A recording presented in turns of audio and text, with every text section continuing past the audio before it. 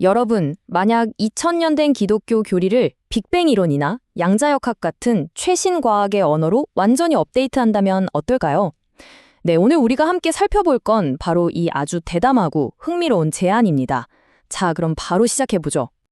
이 질문, 이게 바로 오늘 이야기의 핵심입니다. 옛날에 갈릴레오가 지구가 태양을 돈다고 했을 때 교회가 처음엔 막 거부했잖아요. 하지만 결국엔 과학을 받아들였죠.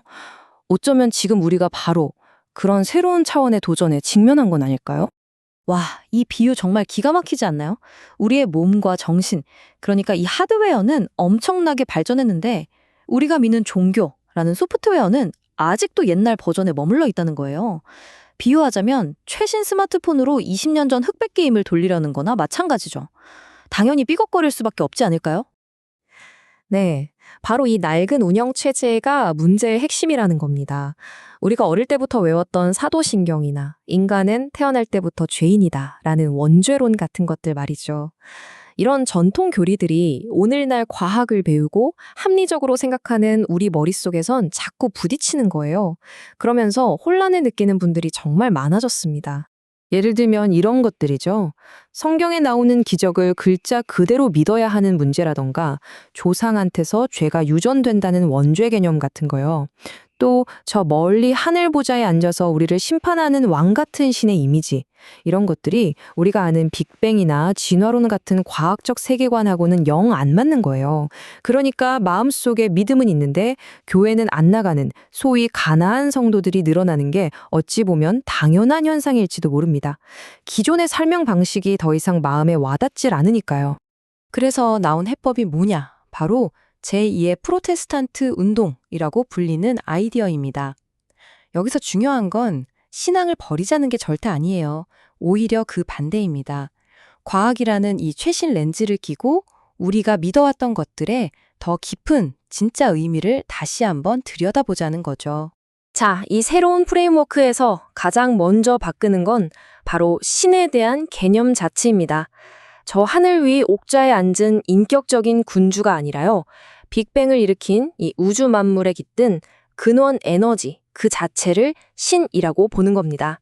어쩌면 성경에서 말하는 태초의 말씀, 그 로고스가 바로 이걸 가리키는 게 아니었을까요? 신이 우주의 근원 에너지라면 그럼 우리는 뭘까요?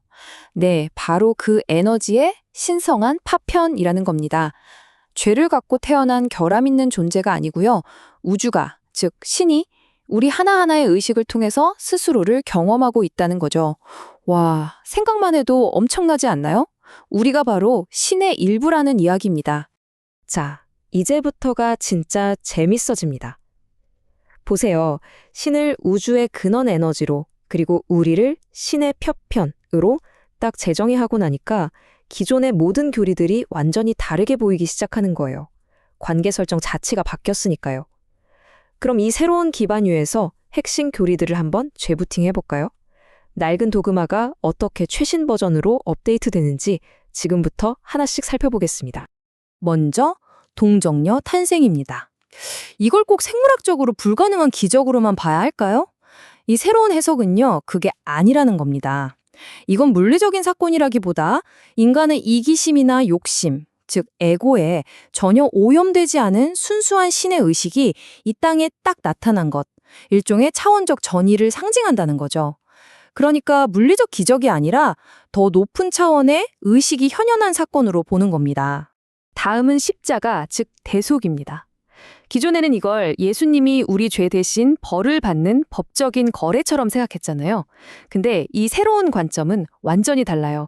이걸 하나의 양자 얽힘 같은 사건으로 봅니다. 무슨 말이냐면 신성 그 자체가 인간의 가장 큰 고통 속으로 직접 들어와서 흩어져 있던 우리 인류의 집단의식을 사랑이라는 아주 높은 주파수로 다시 연결하고 끌어올린 거대한 우주적 에너지 전환 사건이라는 거죠.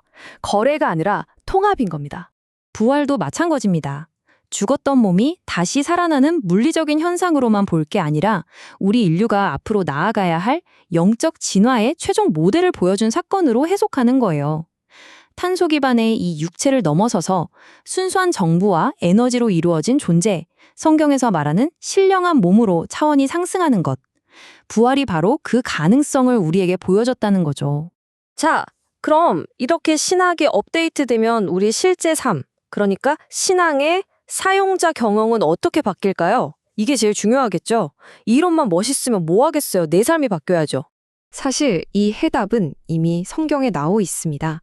하나님 나라는 여기 있다, 저기 있다 할 게 아니다. 바로 너희 안에 있다. 이 구절이 모든 걸 말해주죠.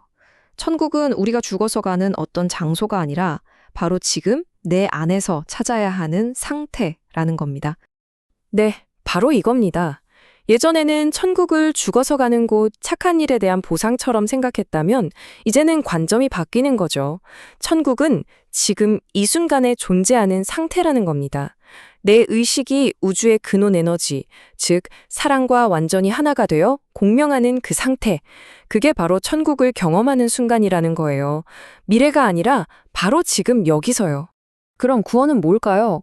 죽어서 지옥 가지 않으려고 받는 티켓 같은 게 아니라는 거죠. 구원은 하나의 과정입니다.